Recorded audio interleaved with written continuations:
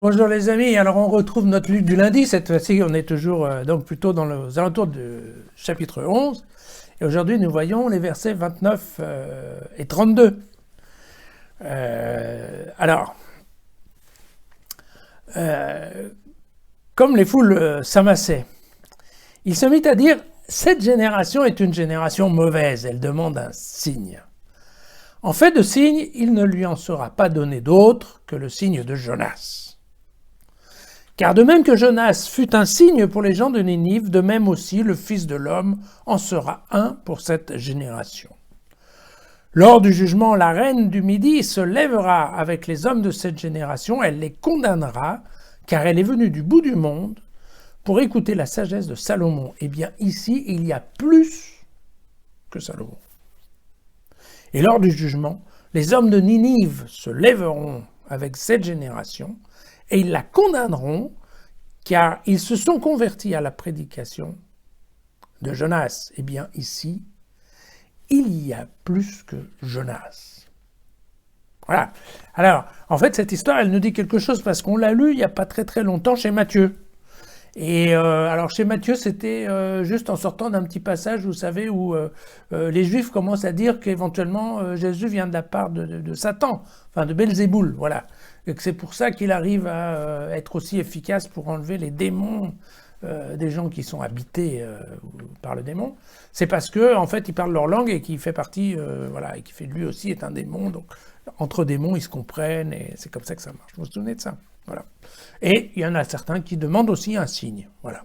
Et donc, c'est cette notion de signe qui énerve un peu Jésus. Alors, qu'est-ce qu'on a là-dedans? Eh bien, voilà, on a deux textes de l'Ancien Testament. Un qui est le livre de Jonas, donc c'est un livre tout petit mais qui est assez sympathique. Vous savez, cette histoire de Jonas qui dort au fond du bateau, il y a la tempête. En fait, on le réveille, il explique aux gens du bateau que s'il y a la tempête, c'est parce que Dieu est fâché contre lui. On le balance dans l'eau et aussi sec, il n'y a plus de tempête. Alors Dieu envoie un gros poisson qui va manger Jonas, vous vous souvenez peut-être de ça. Jonas va passer 3 jours dans le ventre du poisson, ce qui nous rappellera bien entendu, ou en tout cas ça rappellera à Matthieu, les 3 jours de Jésus dans le tombeau. Hein. Et puis, au bout des 3 jours, on dit que le poisson, voilà, a vomi Jonas sur la terre ferme. Et derrière, Dieu envoie Jonas convaincre les gens de Ninive. Ninive qui est une très grande ville, qu'il faut 3 jours, une fois de plus 3 jours, pour traverser d'un point à l'autre, en leur disant, écoutez, vous avez 40 jours pour vous convertir, parce que sinon Dieu va mettre la ville sans dessus-dessous. Voilà. Chose complètement incroyable, en fait, le peuple de Ninive tient compte de ce que raconte Jonas. Et globalement, ils se mettent à faire un jeûne collectif, et eh bien, ils demandent pardon, donc vous savez, le pardon habituel, ils se mettent un sac de jute sur la tête et ils se couvrent de cendres, enfin bon, comme ça se fait d'habitude dans la Bible. Voilà. Donc typiquement, on cite toujours l'exemple de Jonas comme étant l'exemple d'un prophète dont la prophétie ne s'est pas réalisé, mais par contre qui est devenu efficace. Voilà, puisque effectivement, le peuple de Ninive, qui ne croyait absolument pas en Dieu d'ailleurs, enfin qui faisait tout sauf la vie de Dieu, lui s'est converti. Ils ont bien vu dans Jonas le signe de Dieu. Et puis, l'autre histoire dont on nous parle, donc elle est dans le premier livre des rois, hein, c'est l'histoire de la reine de Saba et de Salomon. Donc Salomon, dans l'histoire, c'est comme ça. Dieu donna à Salomon sagesse et intelligence à profusion, ainsi qu'ouverture d'esprit, autant que le sable au bord de la mer. Donc, vous voyez, Salomon est l'exemple même de la sagesse.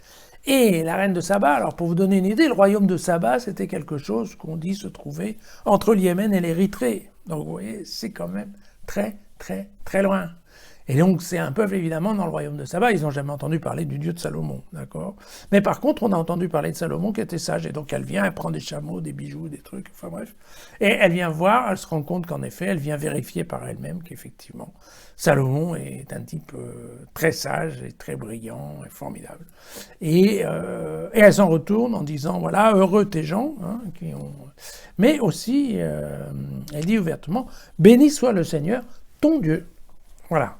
Donc, Ce sont deux exemples hein, de peuples, de personnes complètement incroyantes qui ont su reconnaître dans la personne qui de Jonas, qui de Salomon, en fait, le signe de Dieu.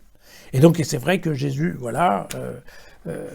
prend cet exemple parce que globalement, Jésus s'énerve un peu avec ces Juifs qui, eux, sont supposés connaître Dieu et donc qui devraient quand même reconnaître Dieu un peu plus facilement dans la personne de Jésus et qui ne le font pas. Et donc, bien très clairement, il dit, voilà, quand ça sera le moment du jugement dernier, eh bien, Dieu saura reconnaître les siens, les vrais, ceux qui, effectivement, ils ne croyaient pas, ils se sont mis à croître parce qu'ils ont reconnu Dieu. Voilà. Ceux qui pensaient connaître et qui n'ont pas reconnu, eh bien, ils seront traités d'une autre manière. Donc voilà le sens de ce passage.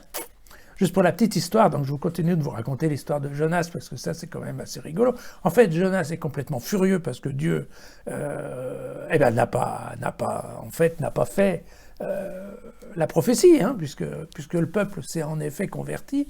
Dieu n'a pas supprimé Ninive de la carte. Donc Jonas râle après Dieu, il va s'installer sur une colline au bord de la ville en se disant je vais regarder ce qui se passe, peut-être qu'à la fin quand même le bon Dieu va se réveiller et qu'il va terrasser tout ça. Et il est sur sa colline et en fait il y a une petite plante qui pousse à ses pieds et la plante grandit et vient lui faire de l'ombre, c'est assez agréable, mais voilà-t-il pas que Dieu pendant une nuit envoie un ver et fait mourir la plante en fait. Et donc le lendemain, la plante est morte. Jonas est complètement atterré. Il rouspète une fois de plus en disant « Qu'est-ce que c'est que cette cochonnerie ?»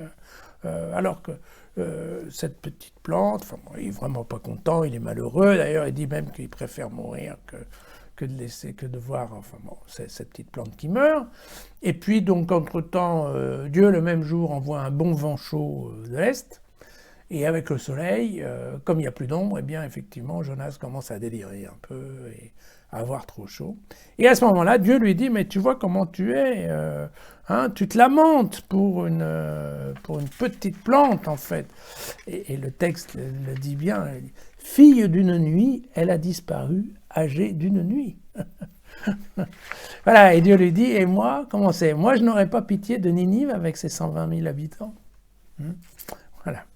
Donc, c'est un passage amusant, une fois de plus, dans l'Ancien Testament.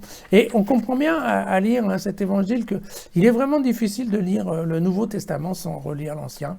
Et c'est ce qui fait un petit peu la richesse de ce texte, parce qu'effectivement, tous les évangélistes, pour eux, la référence littéraire, c'est la Bible. Et donc, effectivement, ils vont chercher des fois des mots, des fois des phrases, des fois des exemples. C'est là que se retrouve en fait toute la richesse littéraire des années, du 1er siècle en fait, après Jésus-Christ. Et donc, c'est un exercice qui est toujours intéressant. Voilà. Attention au soleil, mettez votre chapeau et retrouvons-nous demain.